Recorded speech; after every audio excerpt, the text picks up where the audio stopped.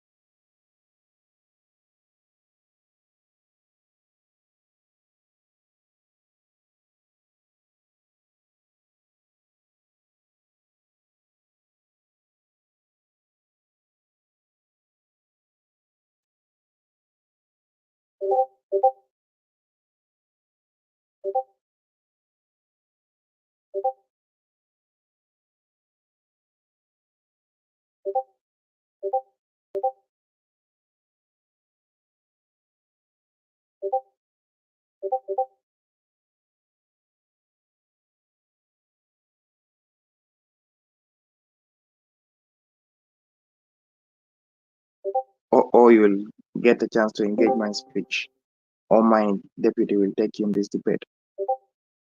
All right. If you have any POI, okay, or if you have any POI at any point, just unmute and let me know you want to ask a POI. I'll be able to take you. No, CO, not OO. All right. Regardless, I think I'll be starting my speech in 3. Raima Muhammad, please mute your mic.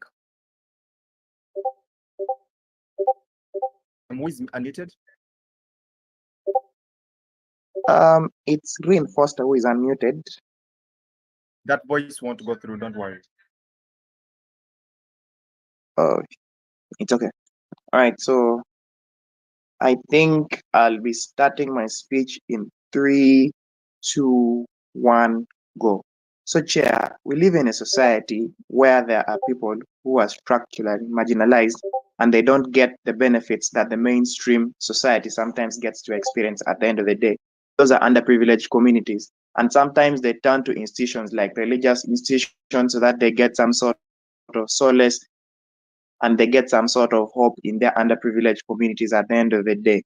In this aspect, we propose the motion that says this House believes that religious preachers should abandon the notion of God's plan at the end of the day. Partner, we think it's key to characterize a few things in tonight's debate. One, we think this debate is about the incentives of the actor, that is necessarily who in this case are the underprivileged communities.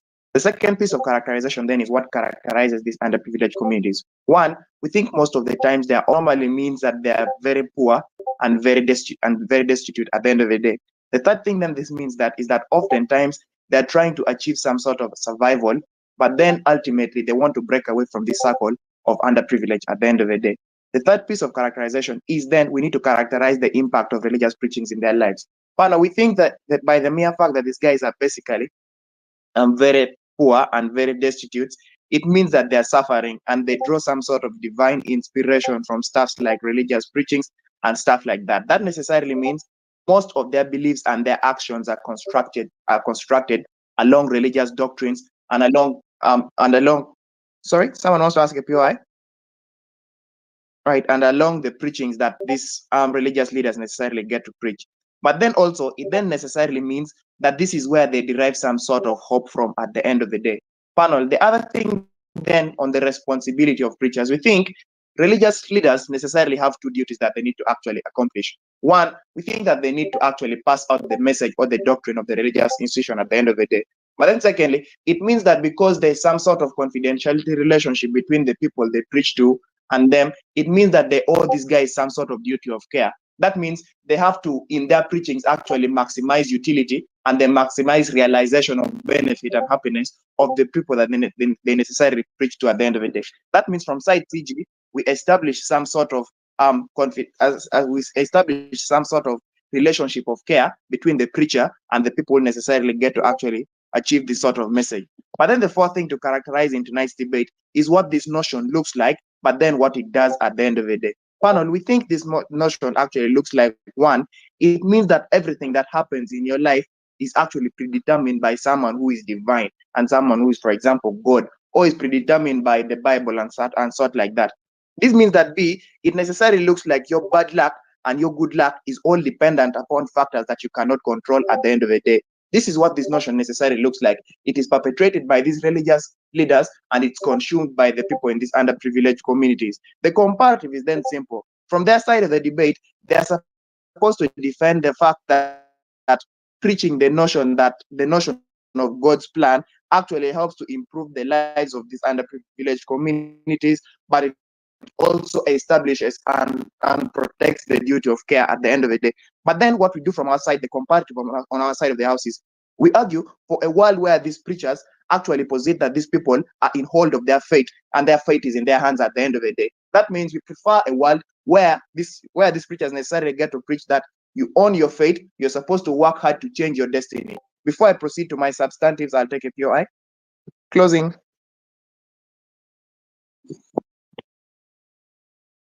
Closing. If you don't have a POI, I think in 3, 2, 1, I'll proceed with my speech. Literally change their fates. All right. I think that will be substantially engaged in my debate at the end of the day. So, panel, we think that the notion whether they can change their fate or not should be decided on what incentives you give someone to necessarily improve on their life. The first thing we think is true. We think these people are underprivileged, but then it does not mean that their fate is sealed in underprivilege forever at the end of the day. We think at a point where you give them the agency to try and work hard and change their fate, you have some possibility of changing their fate at the end of the day. Panel, notice that in this response, we don't have to prove likelihood. We simply have to prove to you that if these people have the incentive to work hard, if they're not inhibited by the notion that I cannot change my fate, we think that if they're not inhibited by this notion, then they are more likely to necessarily work hard. And with the working hard, there's a high chance that they can actually change their fate. And we think this is the premise of this argument. 4 key lines of argument that you're going to get from opening government. Others will be extended by my DPM. We think one, we're going to argue for agency and self-actualization. Secondly, we are going to argue that the notion that of something is God's plan, it legitimizes suffering and make it look like it's okay for the underprivileged to be underprivileged. But then thirdly, we are going to argue that it incentivizes hard work. Then lastly, that it inhibits progress. The first thing on the idea of agency and self-actualization. Panel, note that for this particular argument, we don't have to prove impact. We simply have to prove to you that if this notion necessarily constitutes a fundamental assault to human dignity and the idea of choice, then it's something that is bad in and of itself, even independent of the impact. From side OG, we tell you that, look, the idea that something is God's plan necessarily means that you don't have control over your fate. What this then means is that it inspires a thinking in the minds of people that each and everything I do does not determine whether I get to be well off or I get to become bad. The second thing then it does is it means someone has a POI. Okay, oh, I'll take you. Oh, if you have a POI, all right, I think I'm going into my last minute, so your POI is out of order.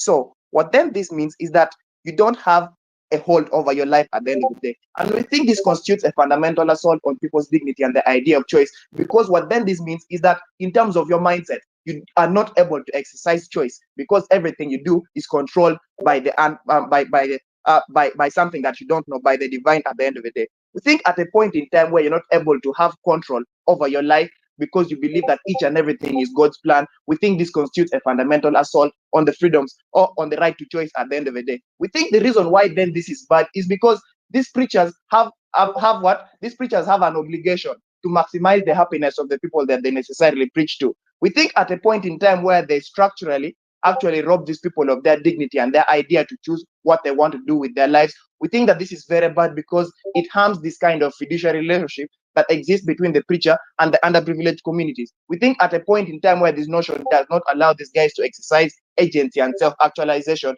this constitutes a fundamental assault on this kind of relationship. Then is my time done?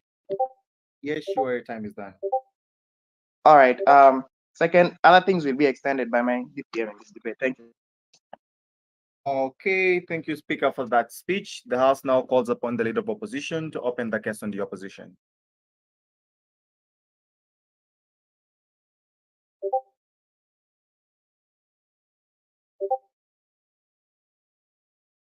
Okay,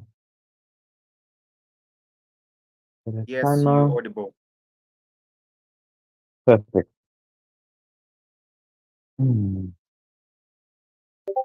I'll be beginning in 3, 2, 1. Panel, side proposition or side opening government loses the debate because they don't understand what God's plan is and they don't understand how it interacts with poor people in today's society. 3 points of characterization that we need to get up before I get into my stance, rebuttal, and argument. Firstly, that we think that this doesn't negate, or this preaching God's plan doesn't negate the idea of state and government obligation. And we think this is the case for 2 reasons. Firstly, because there is a separation of church and state, which means that states can still be held Sorry, Speaker. responsible for any Sorry. kind of failing. Your voice is quite muffled. You seem so far from your mic. Either you're plugged into earphones, you want to unplug them, and maybe move closer to the mic. You'd be more audible than you are. I'm finding it hard to get you. Okay, no problem. Let me change something quickly. Not doesn't necessarily need rejoining. If you are using earphones or plugged in headphones, please unplug them, or you might want to closely move to your mic. That would be helpful.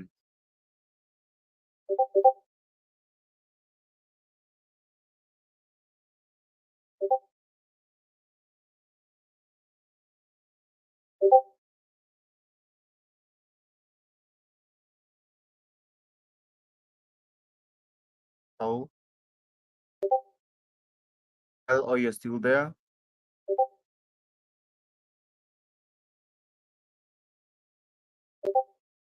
Leader of opposition, Ellie.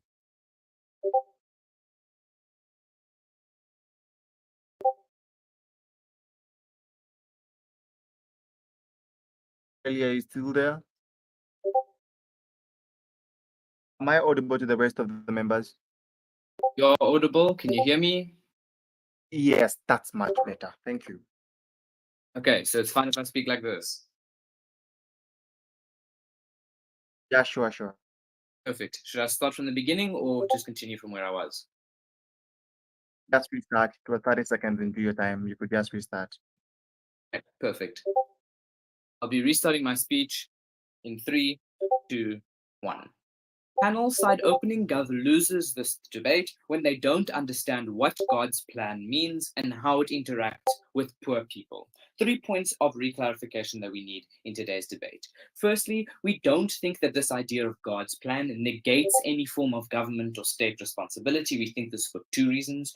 Firstly, because there is a separation of church and state, and that the issues of religion don't affect the issues of state to an extent that has any impact on the actions that they take. But secondly, that the duality with individuals being able to both hold the state accountable and practice their religion means that they're capable of doing just that, holding the government accountable for fulfilling their specific mandates. The second thing that we need here is a comparative between what this kind of punishment looks like on a divine level. We think that on our side, on side opposition, the gift that you get given, your divine virtue, is what happens when you engage and fulfills God's plan, as opposed to what happens on side proposition, where you're the only kind of form of the only form of engagement that you have with the divine is a form of divine punishment, i.e., you go to hell if you don't fulfill this thing. We think that on our side, the alternative is divine virtue fulfilling a specific goal. Here's the point of recontextualization, right? Side proposition is deluded by this idea that God's plan means that your entire life is something static and something that you cannot control, right? We think that they firstly don't provide significant analysis to prove why that's the case. We don't know why individuals somehow don't have any more agency, but we tell you that more realistically, God's plan looks like a set of goals, it looks like a set of agenda that you need to fulfill that plan as a religious individual, which means you're going to engage in specific activities to fulfill God's plan. We think that that's a more realistic depiction of what that looks like. We look at, for example, the caste system in Hindu India, where you have to fulfill specific roles within your religion. We look at like modern Catholicism, where here is your role and these are the things that you need to fulfill. What is our stance then in today's debate? Two things. Firstly, we think it is in the best interest of the poor, i.e., it uplifts them and provides them with self actualization. And secondly, why it is in the best interest of religious leaders to do that. What are we willing then to trade off from side proposition? In their absolute best case, they attempt to provide self actualization to individuals that they claim doesn't exist. If this was exactly the case, we're still willing to trade that off because we get fulfillment for poor individuals. And secondly, because we're actively capable of fulfilling the mandate that religious individuals have. 2 points of rebuttal then. Firstly, that their counterfactual relies on divine punishment to force people to follow some law. And secondly, that the notion. Right. Before I move on to my two arguments, firstly, about how changes in engagement and narrative with poverty, and second, on the duty and the role of preachers, I'll take a POI from closing if they have one.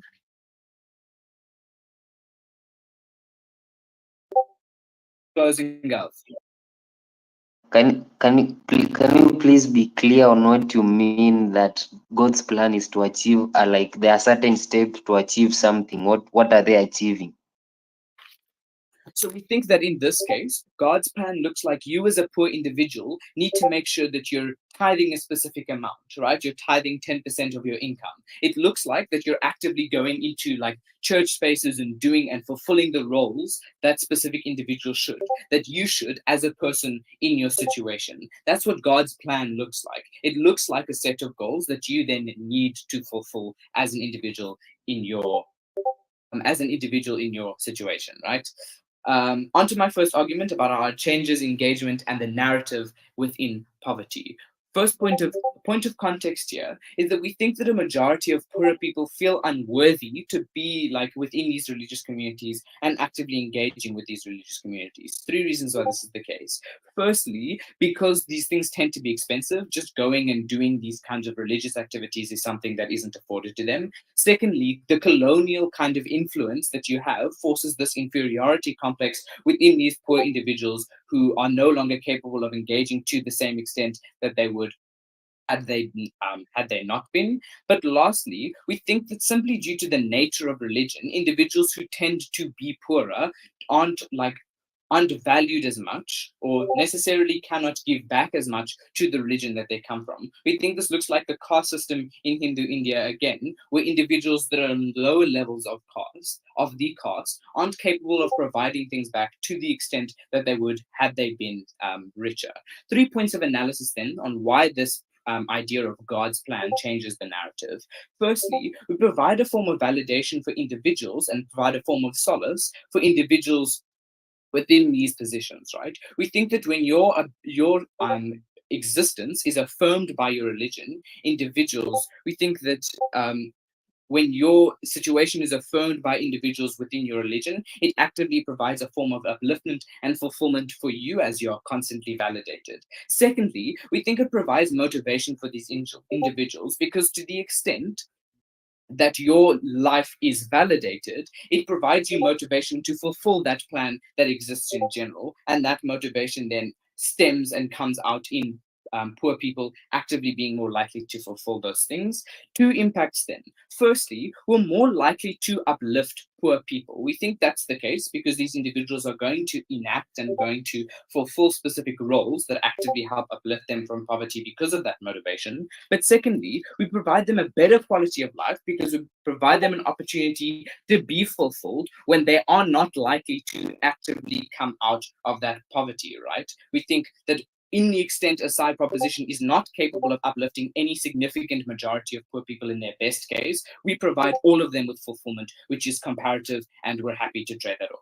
The second thing then that we need to prove is that it's the duty of preachers to push these narratives, right? We think that from the agenda of preachers, their duty is to uphold the purest form of their law, right? What you do on side proposition is that you force them to not engage with realistically what their religious law looks like, right? The impact then is that you principally undermine the tenets of the religion when you demand those religious leaders preach something that isn't within the agenda of the religion so that you can push some external aim. For these reasons, incredibly proud to oppose.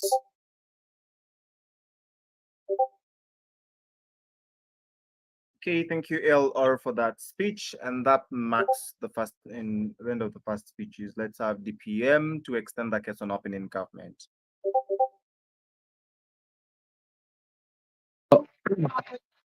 Chair, can I confirm that I'm audible?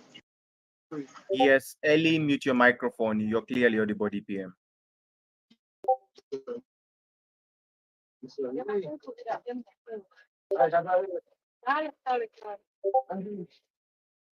So, Chair, can I start?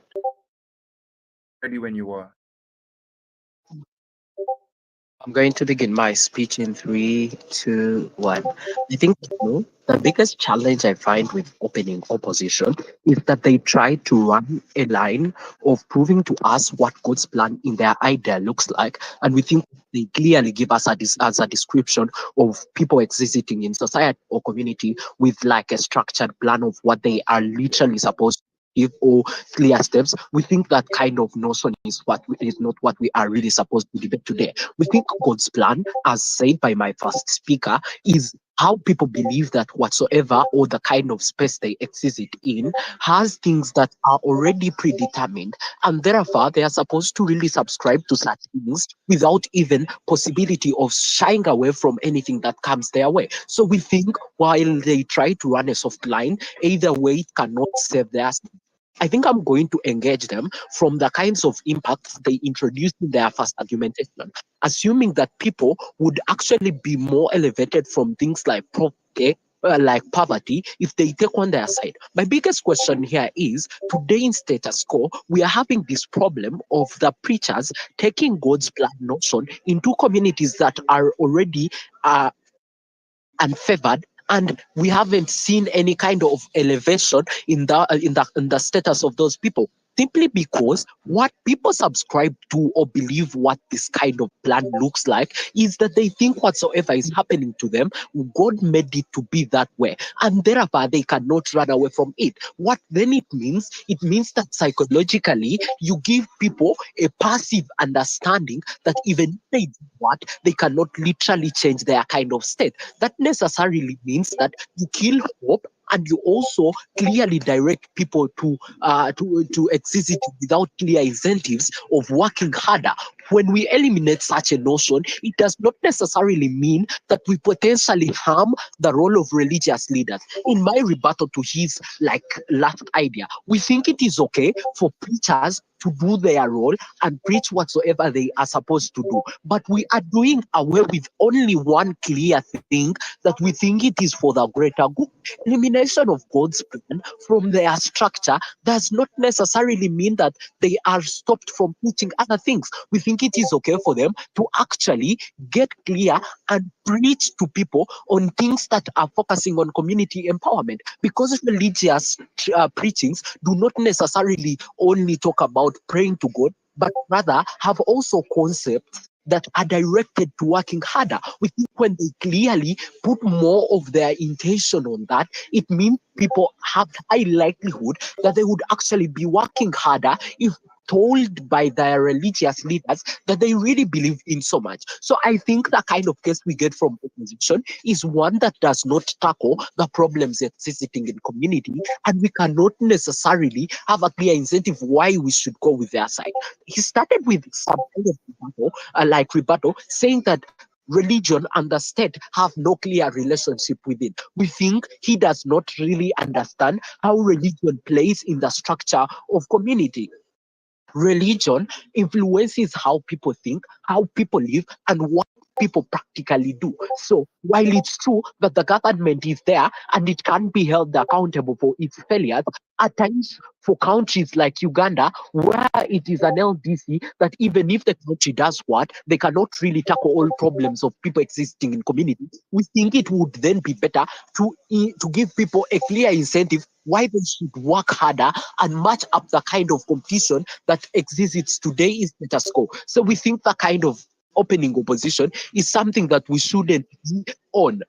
And we think that this debate is about God's plan for our lives and not necessarily the plans we've been instructed to achieve. I think they do not understand how it's supposed to do. To be more into our argumentation, you notice that it legitimizes suffering and makes it looks like being underprivileged is okay, because people have one mindset that, look, me being broke is okay and it's what God planned for me. People are not given a reason to work hard and exhibit in better dimensions of success. While on a comparative in our side, when they stop preaching such a notion and give people clear ideas of working harder, people are given hope in themselves and they have a clear reason why they should work harder. That means that they play better with what we can call faith, as they assume that faith cannot be changed. But I will give you clear rebuttal that we think faith is something that can be determined on how people live and how people really have like bring change to their own lives. So we think necessarily their idea does not stand. Is there anybody asking a POI, please? If not any, How please does your mute. side engage with the current narrative that poor people join the church because they're unworthy and they don't deserve to be there because it's expensive and because of the colonial past? I think it's you actually who does not understand that in your world you're the one who incentivizes that more. While you assume that poor people are not included in religious matters simply because of their financial ground, we think that's not true. My first speaker clearly told you that because people have totally lost hope in the economic sector, they've diverted to praying and subscribing to religion. Necessarily, we've seen poor people being exploited by churches that even the least they have is taken away by religious leaders. That's what is a clear signal that either way, these people still will be included in activities of the church. But the idea here is when they are there, what should be preached to them and what should be better for community. The idea I introduced here is that when they actually give more attention to things that are harming people and hurting them, it would be a better ground for people to achieve development and even attain more success. And understand that on our side we have clear benefits. Economic progress. We think when people are more incentivized to work harder, high possibilities that they can beat things like poverty. And on your side, you do not actually have a clear incentive why you achieve this, because in status quo, this is something we are playing to have kind of elimination. And also, we think it boosts the nature of communities that we have, that people have a better relationship with church, and both the religion and people work to progress, but not necessarily telling them that, look, if you're broke, you're supposed to be broke. We think that's an idea that is not good. And also, notice that your side, you disincentivize hard work, which you cannot really guarantee that any single point people would be more given a desire to work harder. While in our side, the nature of these communities, the things they desire are things that give them more hope and more reasons to work harder, because they are already underprivileged and they exist in the worst side of community, as we can really say. So we think we shouldn't push them more to the wall with ideas that kill even the least that they should work with. I think us who have nothing in a world when we have hope, we are better people to work to progress. I thank you, Speaker, for that speech. Let's have Deputy Leader of Opposition to wrap up the opening half. Audible? You're clearly audible. Okay, fantastic. I will start. Okay, my name is Juhi. My pronouns are she, her. I preferably will take a POI from closing. However, if you have a POI and closing doesn't, then of course, just unmute and ask me. I'll start my speech in 3, 2, 1.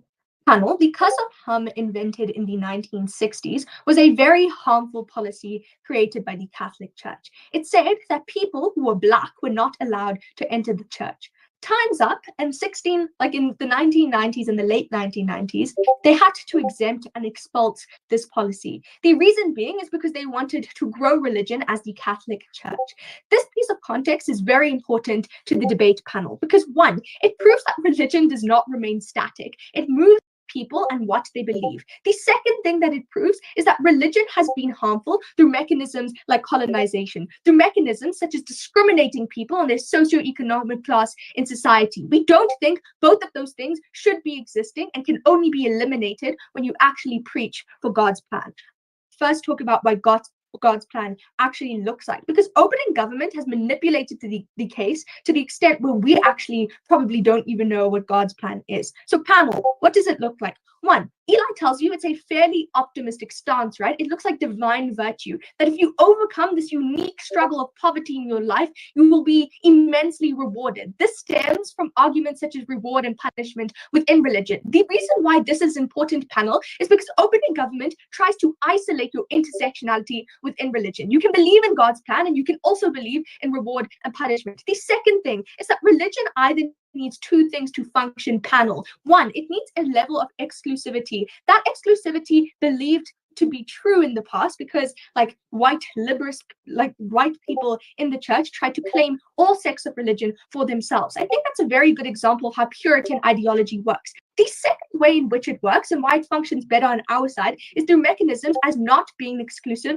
and focusing on more growth within the religion. The reason why we think God's plan does this is because it says you can overcome your struggle of poverty and you will be rewarded. If you don't, you will still be rewarded just by nature of you being a person. I think this also operates fairly in non-mainstream religions as well. So for example, the Hatata literally says that you will be not fulfilled if you die, if you are not happy, those sorts of things, right? So we think that if we can get that on our side, we can also interact with less mainstream religions. Thirdly, we told you that on our side of the house, that the only thing that opening government wants to engage with is oppressive religion. The debate doesn't only exist in that space where every single religious preacher you will come across will be inherently bad. And the fourth thing we tell you is that religion is fluid. So every time they try to claim that it is very difficult to change God's plan, it is literally a plan, panel. It is not a religious rule. That says that you can take control over your own circumstances, but God says that you will be fine inevitably. We think this is the level of comfort that people who are suffering in deep poverty actually need. What's the biggest two strategic flaws that we have to engage with on opening government bench? One, that you cannot they literally try and separate religion into different sects, that you literally cannot believe in your own faith and you cannot believe in God's plan. We already explained to you why this is untrue. So there's no mutual exclusivity to their case. The second strategic flaw on the bench is that their counterfactual is so incredibly unlikely, panel. They say that they're going to try and make people believe in themselves and have control over their individual faith.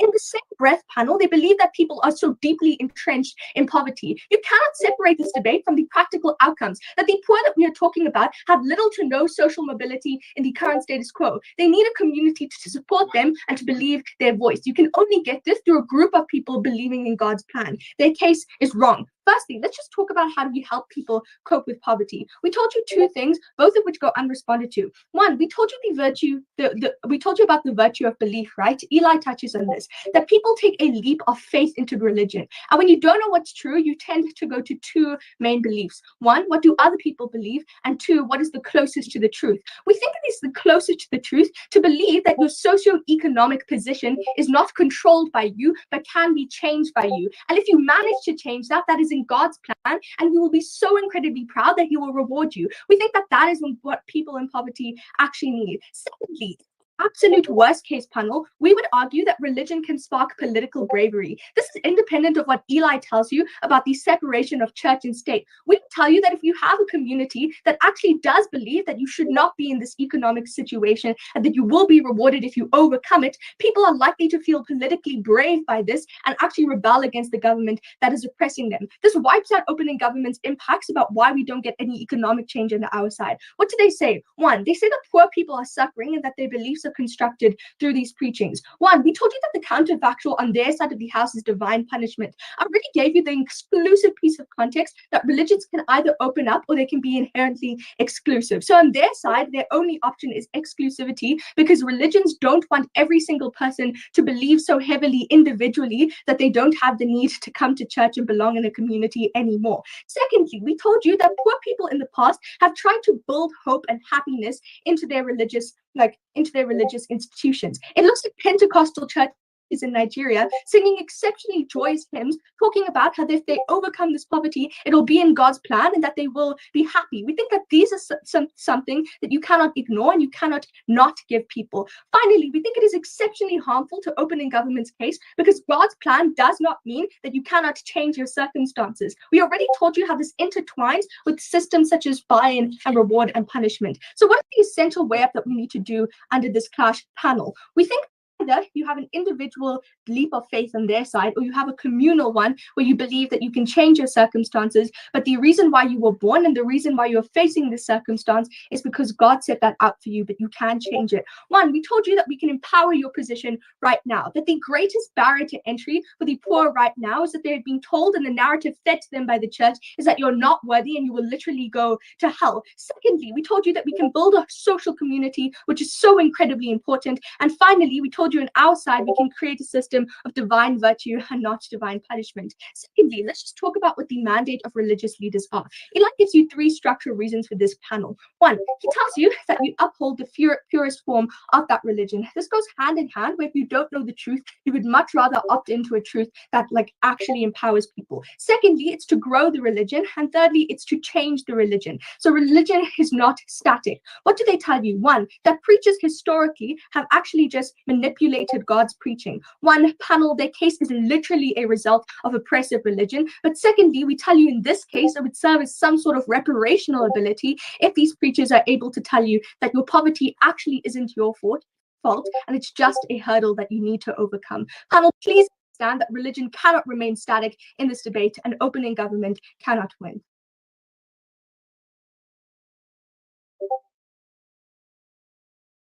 House wants to thank the Deputy Leader of Opposition for that speech. And that marks the end of the opening half of the debate. Let's have closing government to open the case on government to extend the debate. All right.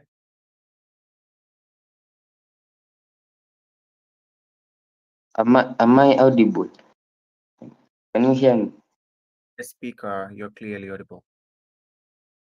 Okay, thank you.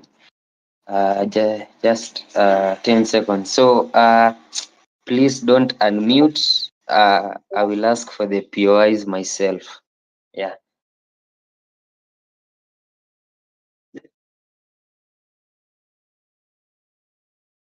Starting my speech in 3, 2, 1. Opening opposition cannot win this debate. Firstly, because they are extremely contradictory in their statements. Opening opposition says that there are certain steps to achieve God's plan and that there's a reward when you achieve God's plan. And those certain steps, I ask them what they mean and they say this looks like things such as tithing and fulfilling certain roles within the church.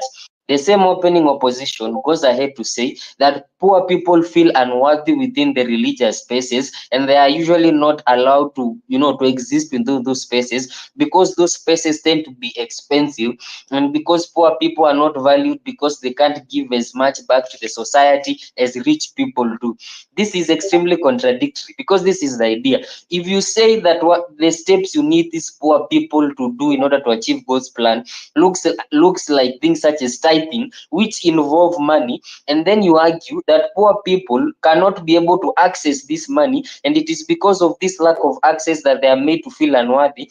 I am unclear then how they are able to exist within those spaces. If the reasons they can't exist within those spaces is because it's expensive and they can't give much back to the society in terms of material things such as the rich people, and that is why they're not valued, then you tell them the way to be valued is tithing. Even if tithing involves money, that means you have to give things to the church, but then you say they cannot be able to give these things. That is extremely contradictory.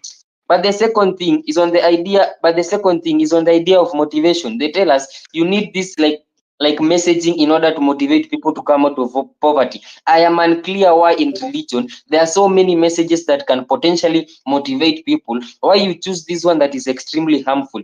In things such as the Bible, where like God tells you, oh, I am God, I am all powerful, I am your father, I will take care of you, I will crush your enemies, I will make you prosper. I am unclear why those messages cannot be used to motivate people to come out of hope. If what they want is motivation, there are a lot of verses that exist within religious spaces that can be able to motivate people, anyway. The third thing I want to touch on opening opposition is the idea of, they say, oh, you can overcome poverty and be rewarded, and this is a good thing for poor people. I think this is extremely bad for poor people, because what it means, it has to place them in a situation where they are they can be abused by religious leaders. How does this look like? This looks like poor people being told that the way to go away from being poor and to being rich is by doing things such as tithing or planting a seed or giving a lot of money to your pastors and to your churches, and when you do this, God will bless you. But the problem is, this is a lie. This is how we end up with mega churches where the pastors own Ferraris and own private jets, and the people within the church spaces are not able to afford a daily meal. This is because they are lied to that when you give your pastor more and more money, somehow God will bless you. You don't have to work hard, you don't have to learn financial education, you don't have to invest within like status quo. All you have to do is continuously give your pastor more and more money, because this is God's plan for you. These are the steps he has set for you. Give your pastor more and more money such that he can spend the holidays in Dubai, and somehow this will make you rich, and somehow this will take you away from the slums to living in posh estates and living in the Beverly Hills. That just sets precedence for religious leaders to exploit their people and exploit the people within the churches in the name of God, and turning God's church into a den of thieves. We think opening government is a little bit uncomparative, because they say that poor people believe they cannot change their fate because their fate is in the hands of God, and this is the reason they won't work hard. This is the reason they won't try to change the situation. We don't think it is a case of that they believe they can't change their fate, or is a situation of where they are unwilling to change their fate, because this is the argument. Either way, even without this message, religion still exists and God still exists. In as much as poor people still believe that God has some sort of power over them, then they still believe that God is in control of their fate, and that means they won't work hard either. So open government a little bit uncomparative. We think what they believe is that they are unwilling to change their fate. It's not that they believe they can't change it, it's that they are unwilling to change it. Why is this so? Because what they are preached to through God's plan is that the reason they are poor and the reason they were born there is because God wanted them to be born in that situation. It was God's will to be born there. That is, they ignore the structural reasons that exist, such as racism or the majority population holding results, or there are people never being allowed to power. And even when they are told these things, they are likely to believe them, because they are likely to believe the church more than any other thing, just because God forms a large part of their life, and there's the whole idea of you can go to hell if you don't. We think this is extremely bad, because when they believe these messages that it is God's idea that you should be there, and it is not because of structural reasons that put you there, such as racism and so forth, you are unlikely to fight against that oppression, because you believe that oppression does not exist to begin with. And even when you are told the oppression exist, you are likely to believe those people. You are likely to believe your preacher more because you feel that he was ordained by God and he was sent to you by Jesus Christ and is here to help your soul and not to take you to hell but take you to heaven. This means they are unlikely to fight against oppression. They are unlikely to call for things such as being allowed into spaces of power. They are unlikely to call for things such as an end to racism because they believe these things don't exist to begin with, because they believe the reason they are in poverty was because it is God's will and God wanted them to exist within those spaces, not because of some other reasons such as structural reasons. But this is also bad for the privileged. This is also bad in regards to the people in privileged positions, because if the people in privileged positions also come across this message, that means they themselves also believe that there's no such thing as oppression, that they are rich because God wanted them to be rich, that the poor people are poor because God wanted them to be poor. This means they are likely to do things such as on a basic level, such as just giving donations back to the poor people. But secondly, they are likely to cooperate in things to do such as the ending oppression for poor people, because they believe the oppression doesn't exist to begin with. They believe this is how the world should run and should evolve, because this is what God wanted. This is how He set the earth when He created it, and this just makes them unlikely to fight for this thing. Finally, realize you are not able to fight for something at the point in time which you believe this thing does not exist to begin with, and you believe that the reason you are where you are is because God wanted you to be in that position. Proud to propose. Thank you, Speaker, for that speech. I encourage teams to take points of information that would be helpful moving forward. Okay, with that in mind, let's have the member of opposition extend the case on opposition. I'll be doing timing within K17 text, so keep an eye there, not any other chat space.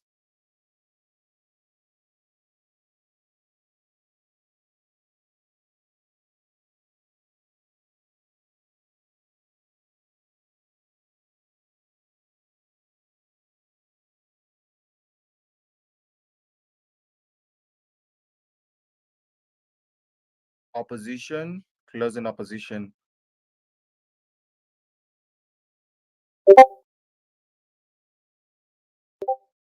I'm Israel and Esther. Am I audible though?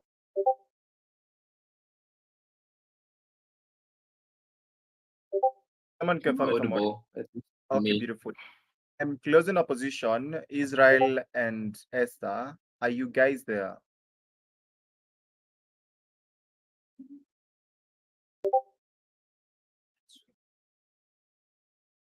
Okay, we have up to 3 minutes to respond before I can call for a swing team. So okay, cool. Okay, am I audible? You're clearly audible. All right. I'm very sorry for the tardiness. Okay.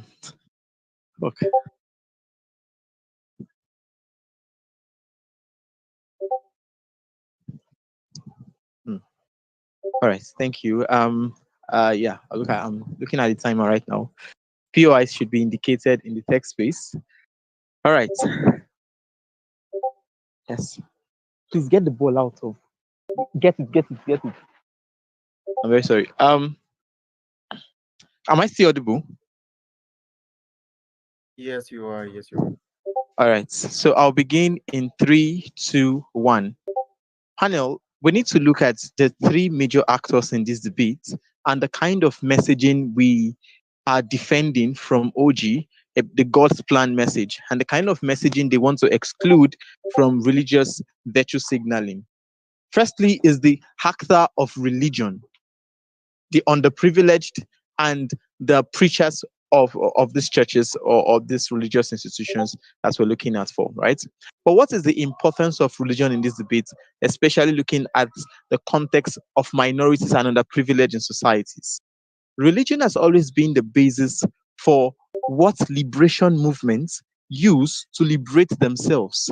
That is, the whole messaging of God's plan is a message of liberation and a message that forces equality in a system that doesn't allow for that equality to thrive. right? Look at the abolishment of slavery. It is of the notion that we are all born equally we are all created equally by God, and Christian liberation movements all do these particular things. Why Islam abolished slavery is the fact that they all see themselves as equal, right? The Hinduism equality among genders and all these particular things. Notice very importantly that even the LGBTQ community are using this kind of messaging to see how they can integrate themselves with the church and also with religion. This whole notion that we are all created by God and hence we must all be equal and treated equally. This is the importance of religion to most of liberation movement struggles, right? And how, you know, minorities see this kind of messaging. Secondly, it is no flukes that minority then subscribe to religion. Look at US, for example, the proliferation of black churches, right? Because minorities see religion as a closure and religion as a supporting ally in this context, right? Because the whole notion that the plan that God has for humanity is a plan of equality and people must be treated equally. Meaning, what I've just proven to you is to prove the effect of religion on the messaging and the struggle of liberation, social movements, and underprivileged groups within society, right? It is the underlining and the foundational basis for their message. The impact of removing it is necessarily in removing the foundational basis upon which their liberation struggle automatically stand within this particular regard, right? But I notice very importantly, and why we are different from our OO in terms of this kind of argument, is that OO believe that this kind of messaging are only there for motivational purposes, which is true. But then we told you the foundational basis for this message in itself, that without this message, it goes beyond motivation. It crumbles down the old underpinning arguments that each liberation and underprivileged groups who are vying for equality seeks to tie themselves within this particular regard. The message of equality is integrally tied to God's plan, right? And that's how come when you exclude it, two things happen, right? And you never got this impact from OO, and we're giving this impact from our side, right? When you remove this messaging, two things happen. One, you play directly into the systemic oppression of society who believe you're not equal anyway. Because, like I already told you, the KK group who are racist, right? The patriarch capitalists within societies who believe women shouldn't have equal pay, or people who believe in the oppression of minorities in the real world, would believe that when you remove the basis of your underpinning powerful argument that we are all equal, which is integrally tied to God's plan, right? When you remove that and then you're not preaching it, they have a basis to believe that you're not equal anyway, since the most powerful message to which you believe in is already not believed by you and it's already been excluded, right? Meaning that these oppressors would find a more reason to oppress you further, right? Because believing system is very important.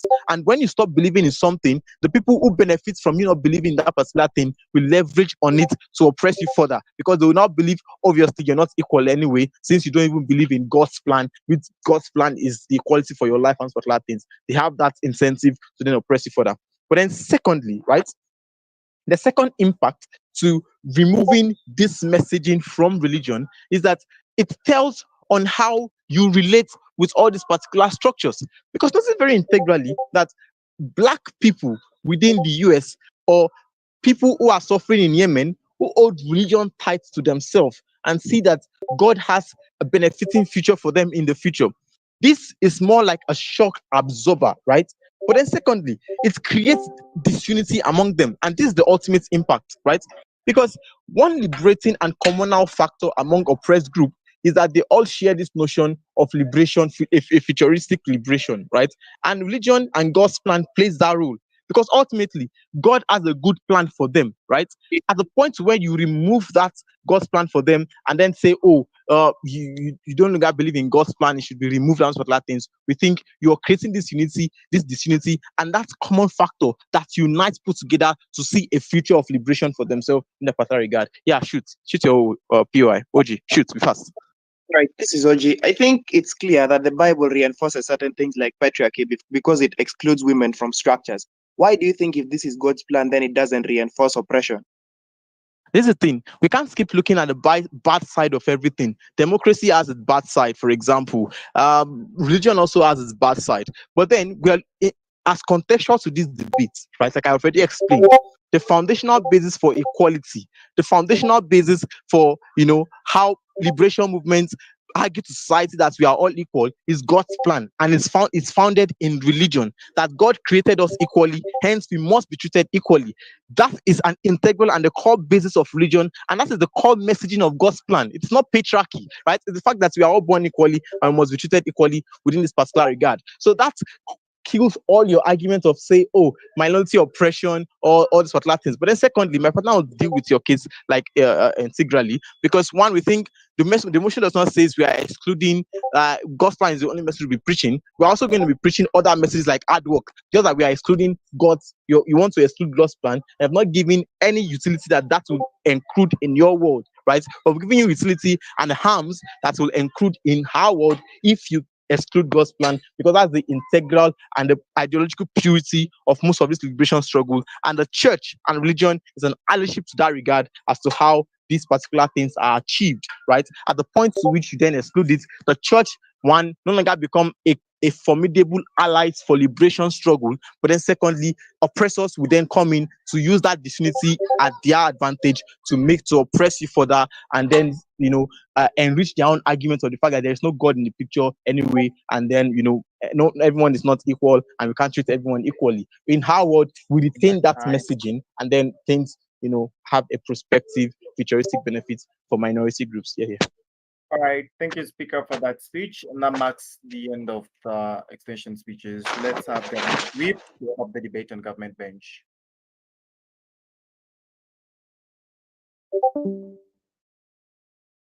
Government Whip.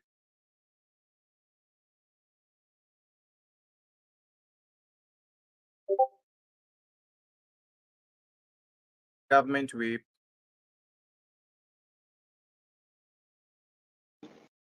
Am I audible? Clearly audible. These things still exist. The reason why people oppress the middle east is because of things such as access to resources. So that is why we call it semantic resources from Africa. These things exist anyway. That is the reason why they found Speaker. So they do that because they were desire. Okay. So they that direction. Either way. Okay. Am I audible? Speaker, you are clearly audible.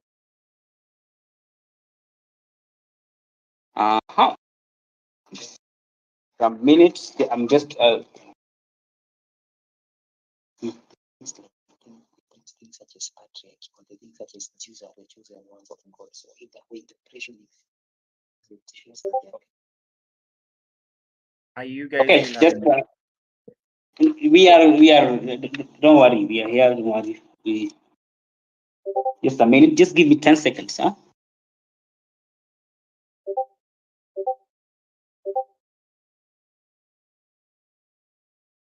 Anyway, people.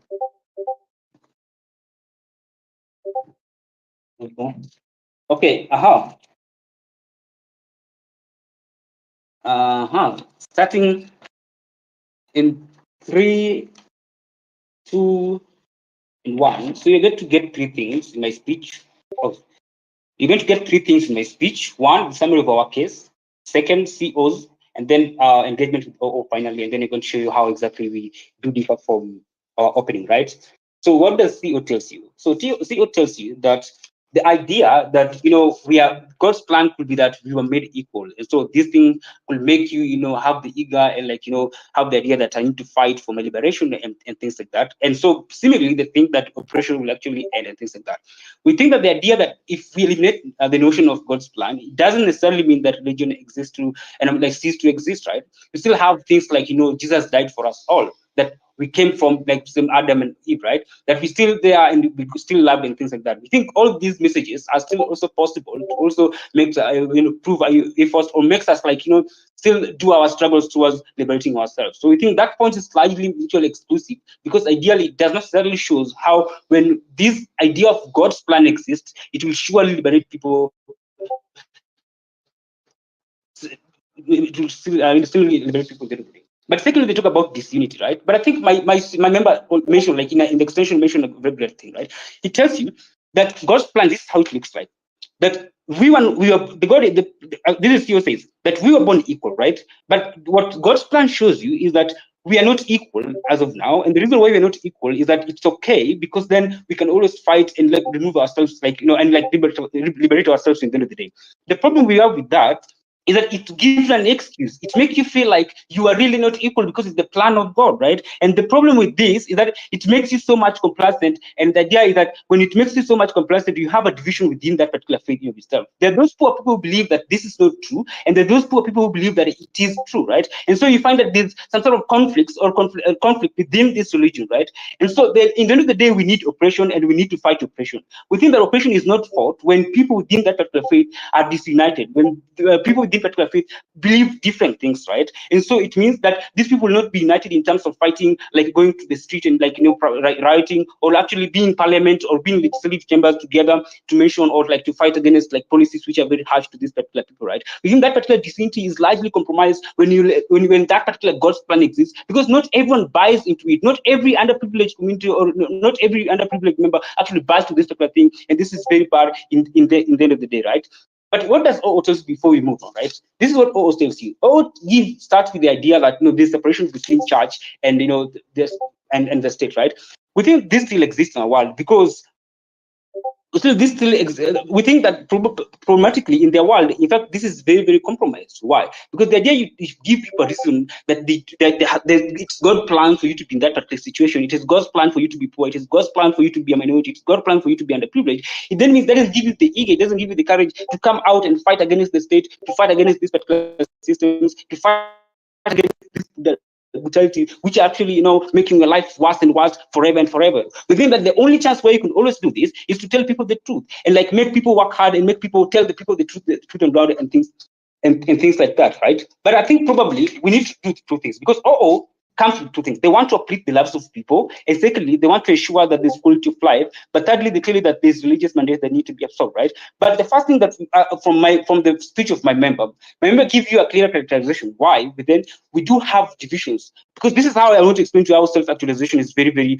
compromised in the world, right? We do have divisions. So it means that the success towards fighting against equality or towards fighting oppression is something that is highly compromised in the world because, of course, people are really divided with this particular faith. But secondly, the idea that rich people doesn't feel the guilt anymore because, of course, if you tell people that it's God's excuse, God's plan for you to be in that particular status because it wants to make you like fight for your life in the end of the day, it then makes the poor people, the rich people, and the privileged people feel like, so in the end of the day, it's not our fault. In the end of the day, it is not because of our selfishness. It's not because of our bad behaviors. That is why they're in that particular situation. It means that even politicians doesn't even feel sad for their laziness or for their lack of for the lack of the working hard towards making their people live a good life. Well, then that means that you're likely to face two things. One is that they don't support you in the struggles that you need to. It means that things like donating to your churches, right? It means that donating to you in movements that undermined communities. These are things you're less likely to get in their world because generally these are people who are very important. You need them for you to be able to fight oppression, for you to be able to liberate yourself in the end of the day.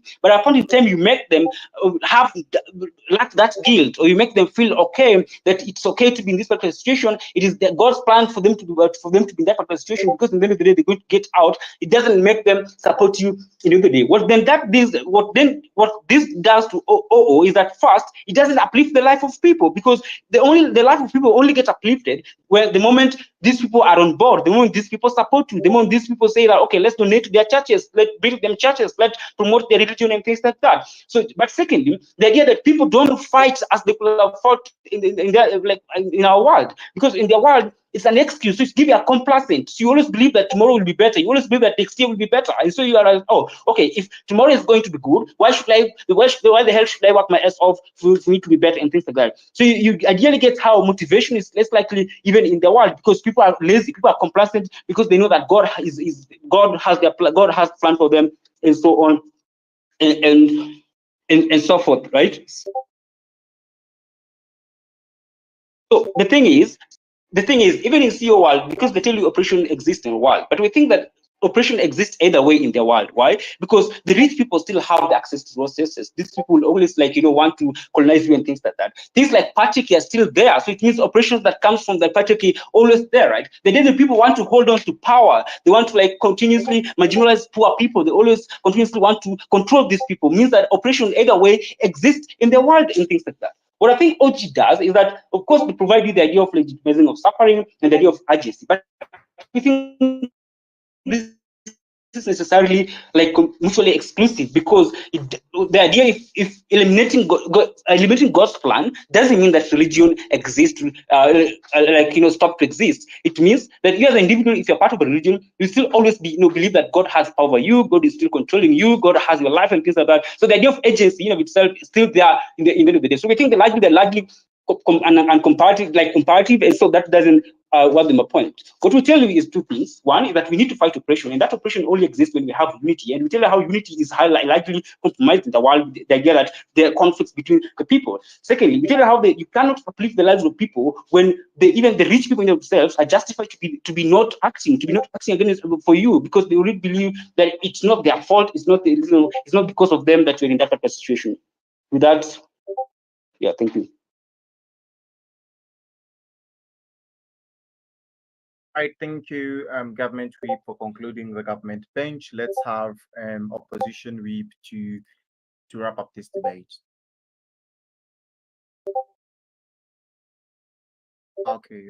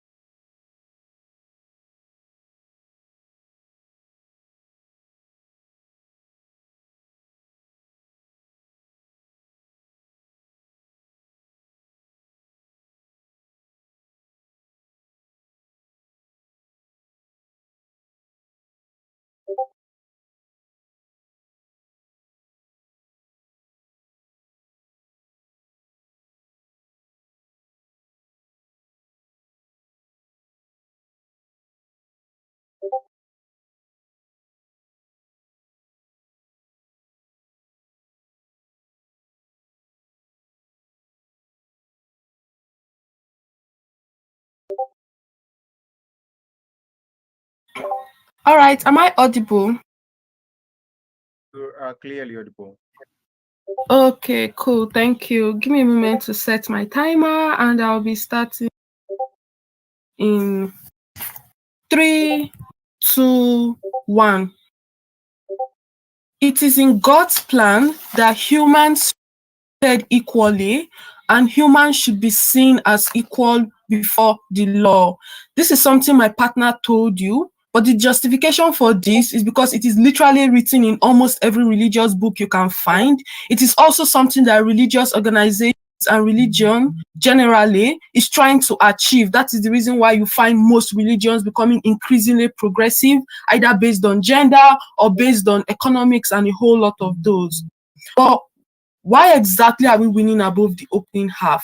Because that is something that we really need to point out in today's debate. The reason why we are winning above the opening half, starting from OG, because even though OG argued that they want individuals to work hard to change their fate, we think that is disingenuous and quite, that is disingenuous of them to make.